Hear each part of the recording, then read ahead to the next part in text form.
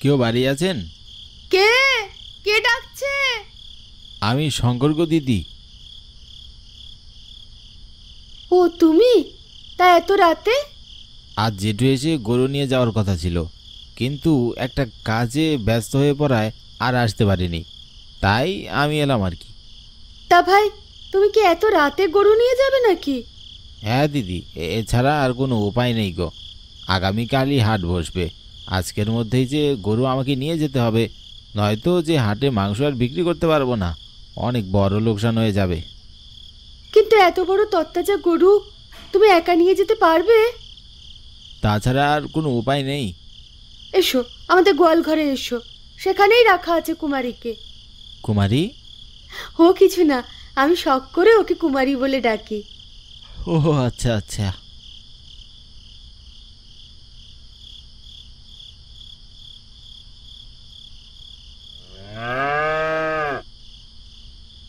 আজ তাহলে আসি গো দিদি।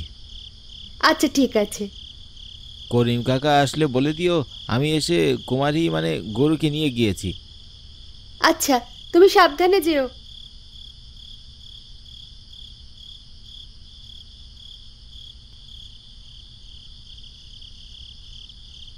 বাসা থেকে তো সেই না খেয়ে বেরিয়েছি, এখন তো খুব জোর খিদে পেয়ে গেল।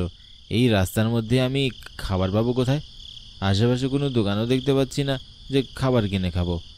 যত হয়েছে আমার পোড়া কপাল।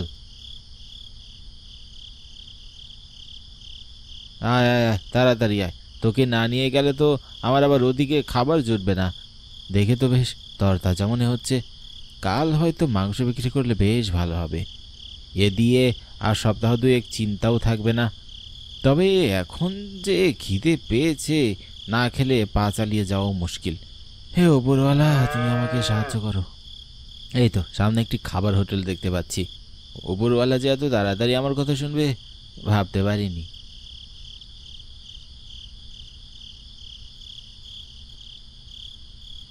দাদা, রাতের খাবারের কি মেনু আছে?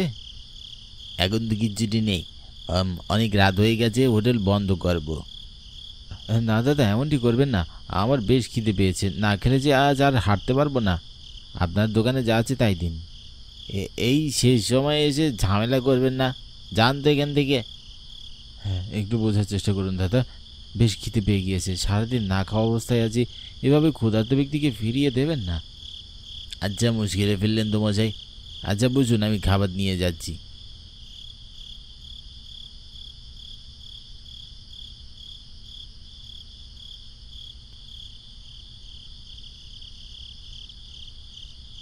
বড্ড উপকার করলেন গো দাদা, আপনার এই উপকার কোনো দিনও ভুলবো না। ঠিক আছে ঠিক আছে, নিন খেয়ে নিন, আর খেয়ে আমাকে উদ্ধার করুন।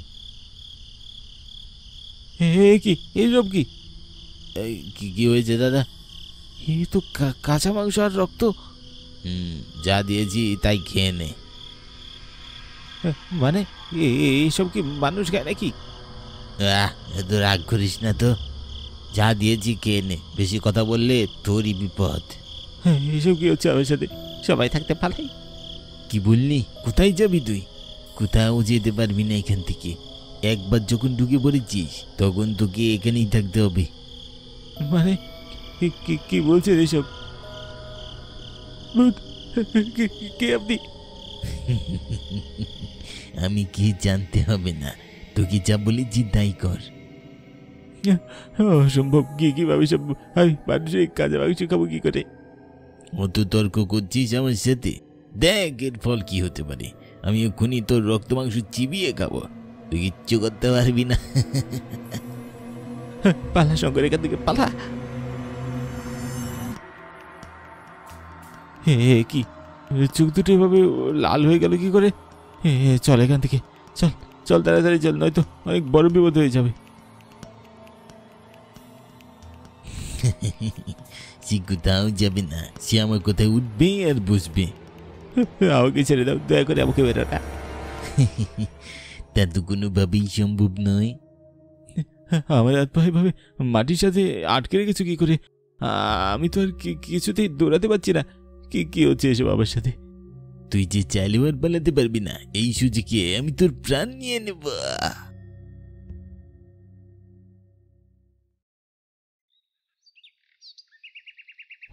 শরীর ভীষণ ব্যথা করছে, হাঁটতেও পারছি না। কিন্তু আমি মাঝ রাস্তায় ঘুমিয়ে পড়লাম কি করে? মনে পড়েছে কাল রাতে। কি গো শঙ্কর, শোভামা বলল কাল রাতে নাকি কুমারীকে নিয়ে তুমি চলে এসেছ, তাই সকালবেলা এখানে কি করছো? না, চাচাকে বলা ঠিক হবে না। গত রাতে ভীষণ ঘুম পেয়ে গিয়েছিল কাকা, তাই এখানে ঘুমিয়ে পড়েছিলাম। বললো কি? হ্যাঁ হ্যাঁ গো চাচা, হ্যাঁ আমার দেরি হয়ে গেল, আমি এখন চলি।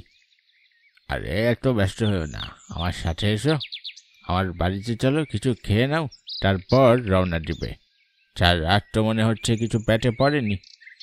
গত রাতে যা হলো, এরপর আর খাবার গলা দিয়ে নামবে না। কিছু বললে বাবা? না চাচা, কিছু না, আমার ভীষণ দেরি হয়ে যাচ্ছে, আমি গেলাম। এরপর অন্য দিন এসে খেয়ে নেব।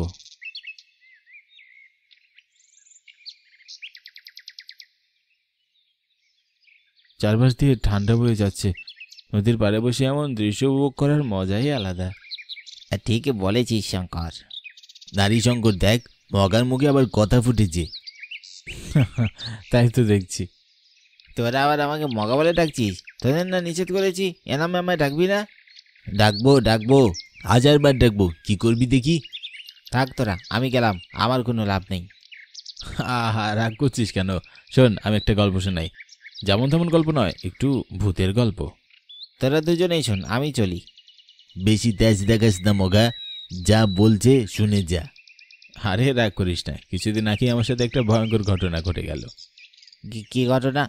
তোরা তো জানিসই, কিছুদিন আগে আমি আনন্দপুর গ্রামে গিয়েছিলাম গরু আনতে।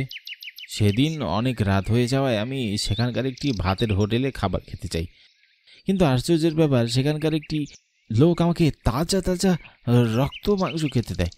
আমি ভীষণ ভরকে যাই। এর কিছুক্ষণ পর ওনার সাথে আমার বেশ তর্কাতর্কি হয়। ভয়ঙ্কর চেহারা ধারণ করে বসে। ওনার চেহারা দেখে আমার হাত পা থরথর করে কাঁপতে লাগে। আমি সেখান থেকে দৌড়ে গিয়ে পালিয়ে এসে দেখি আমার সেই গরুটার চোখ লাল হয়ে গেছে। তৎক্ষণাৎ সেখানে ওই ভূতটি এসে হাজির হলো। এরপর আমাকে ঘিরে কি যে করলো আমার আর কিছু মনে নেই। পরদিন সকালে ঘুম ভেঙে দেখি আমি একটি ফাঁকা জরাজীর্ণ মাঠে মাঝখানে শুয়েছিলাম। তোর গল্প কিন্তু বেশ ইন্টারেস্টিং শঙ্কর। গল্প নয়, সত্যি। কে কে? দাদা, আমি। উফ, বাপরে, খুব ভয় পেয়ে গিয়েছিলাম। কি হয়েছে বল? তোমাকে মা ডাকছে, তাড়াতাড়ি চলো। তোরা থাক, আমি গেলাম রে। ঠিক আছে, যা। আর যাবি নাকি শঙ্করের সেই ভৌতিক রাতের হোটেলে খাবার খেতে? ওসব চিটারি বাটপারি কথা আমি বিশ্বাস করি না। ওরে বাবা, তোর এত সাহস হলো কবে থেকে? শোন, তুই সবসময় আমাকে এভাবে ছোট করবি না। আচ্ছা আচ্ছা, রাগ করিস না, চল আজ রাতে আমরা সেখানে রওনা দিই, বেশ মজা পাওয়া যাবে। ঠিক আছে, তাহলে সন্ধ্যাবেলা তোর সাথে দেখা হচ্ছে। কিরে মোগা, এসেছিস? হ্যাঁ, অনেকক্ষণ ধরেই দাঁড়িয়ে আছি, তোর তো কোনো পাত্তা নেই। আচ্ছা চল চল, অনেক দেরি হয়ে গেল। আচ্ছা, আমরা যে যাচ্ছি সেখানে যদি সত্যি এমন কিছু অঘটন ঘটে? যাওয়ার আগেই তো দেখছি মোরে ভূত হয়ে গেলি, তাহলে যাওয়ার দরকার নেই, চল বাড়ি ফিরে যাই। তুই 3 দিন এমন হয়ে যাচ্ছিস যে তোর সাথে আর কোনো কথাই বলা যায় না।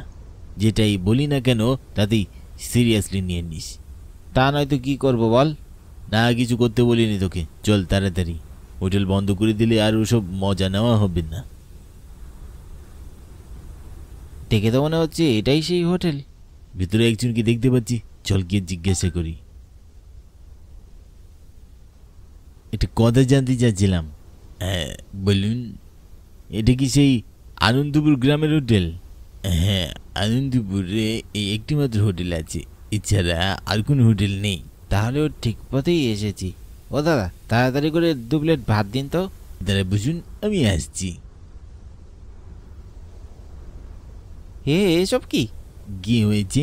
কি হয়েছে মানে? আপনি এসব আমাদের কি খেতে দিয়েছেন? আমার সাথে উঁচু গলায় কথা বলবেন না, সাবধান হয়ে যান। কেউ বলে না বলে কি আমরাও বলবো না?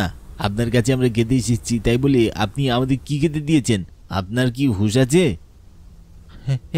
খেতে পেয়ে এতক্ষণ তো বেশ চটপট করছিলি, এখন কই গেল তোদের চটপাটি মগা রে? তাহলে তুই সঙ্গ ঠিকই বলেছিল, ভুল করে ফেলেছি এখানে এসে। পালা এখান থেকে, পালা, জীবন বাঁচাতে চাইলে পালা। পালিয়ে কোনো লাভ নেই, যখন একবার আমার খপ্পরে পড়েছিস তখন তোদের শেষ দিকে ছাড়বো। উঠে পড় মগা, তাড়াতাড়ি উঠে পড়। পালাবি কোথায়? কোথায় পালাবি? বাঁচবি না। খুব চটপট করেছিলি তাই না? এবার দেখ কেমন লাগে। লাগছে, ছেড়ে দাও, ছেড়ে দাও আমায়, এই শ্বাস বন্ধ হয়ে যাচ্ছে।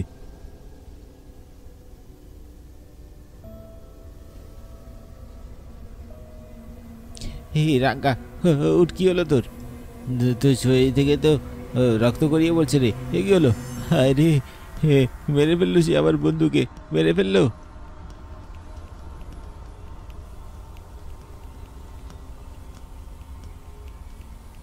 কিরে এভাবে কাঁদছিস কেন? কি হয়েছে? এ কি রাঙ্গার এমন হাল হলো কি করে? ওই যে ভূতের কথা, আমরা তো যে কথা শুনে হোটেলে গিয়েছিলাম খাবার খেতে, দেখ কি হয়ে গেল আমাদের সাথে। আমি ঠিকই ধরেছিলাম তোরা এই কাজ করবি, আমারই ভুল হয়েছে তোদের এইসব বলা। কিন্তু এত রাতে এখানে কি করছিস তুই? কি আর করবো, তোদের বাড়িতে গিয়েছিলাম, সেখানে গিয়ে শুনি তোরা বাড়িতে নেই। ভাবলাম হয়তো আমার কথা শুনে তোরা এই কাজ করবি, তাই আমি তান্ত্রিককে নিয়ে চলে আসলাম। তা ভালোই হয়েছে, কিন্তু আমরা কি করবো? চলো, আমাকে নিয়ে চলো, দেখি কোথায় সেই রাতের হোটেল। আমার জানা মতে এমন তো কোনো হোটেল নেই। হ্যাঁ শঙ্কর, দেখ দেখ, ওই যে রাঙ্গা। তাই তো, কিন্তু তাদের দেখে এমন বিভৎস চেহারা লাগছে কেন? দুজনেই কেমন ভয়ঙ্কর চেহারায় বসে খাচ্ছে। তা তো হবেই, তারা দুজনেই যে মরে গিয়েছে, তাই তাদের অতৃপ্ত আত্মা চারপাশে এভাবে ঘুরে বেড়াচ্ছে। তবে কোনো এক প্রতিশোধের কারণে তাদের অতৃপ্ত আত্মা বাইরে পড়ে রয়েছে, আমাদেরকে সেটি জানতে হবে। আমি হোটেলে আর ঢুকবো না, এবারে যদি আমি হোটেল থেকে যাই তাহলে আমাকেও মেরে ফেলবে। বিপদে যদি বন্ধুর পাশে না দাঁড়াতে পারিস তাহলে কেমন বন্ধু তুই? চুপচাপ আমাদের সাথে চল, আর একটাও কথা বলবি না। তাই বলি কি নিজের প্রাণ বাজি রাখবো? দরকার হলে তাই করবি। তোমরা নিজেদের মধ্যে ঝগড়া করো না, আমি আছি তোমাদের সঙ্গে, তোমাদের ভয় পাওয়ার কোনো কারণ নেই।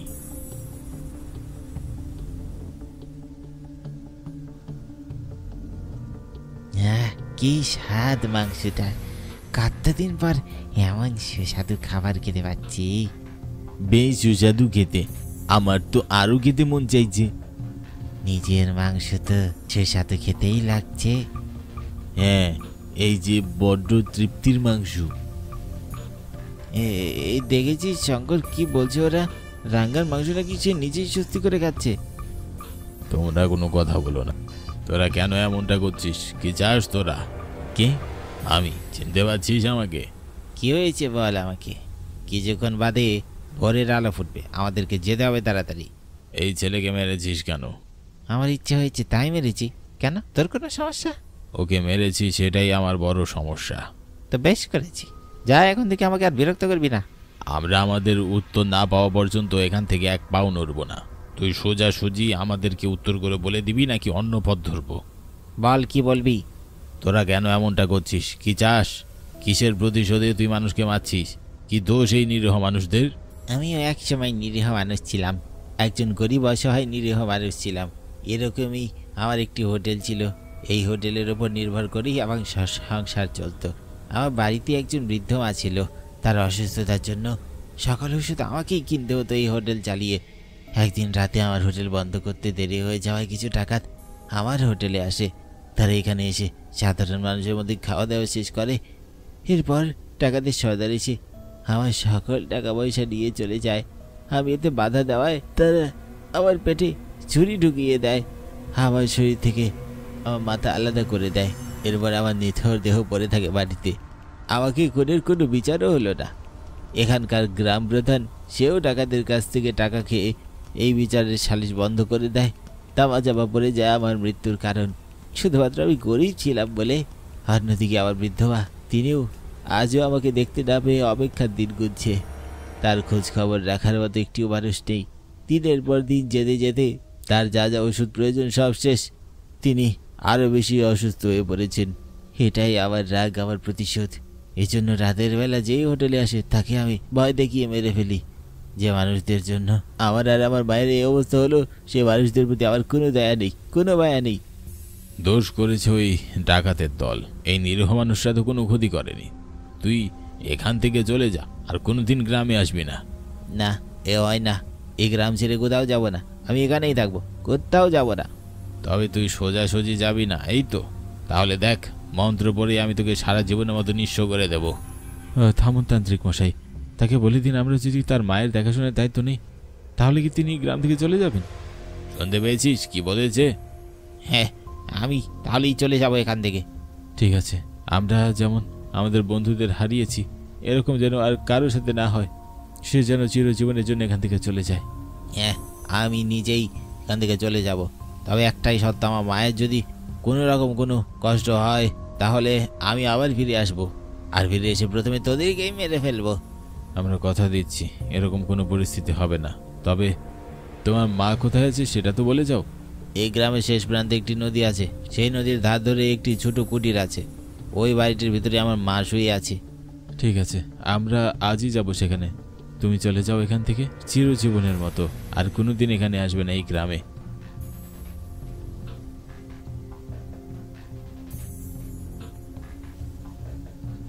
এই দেখুন তান্ত্রিক মশাই, এটাই সেই বাড়ি মনে হচ্ছে, কিন্তু দরজাটা তো খোলা। চলো ভেতরে যাওয়া যাক।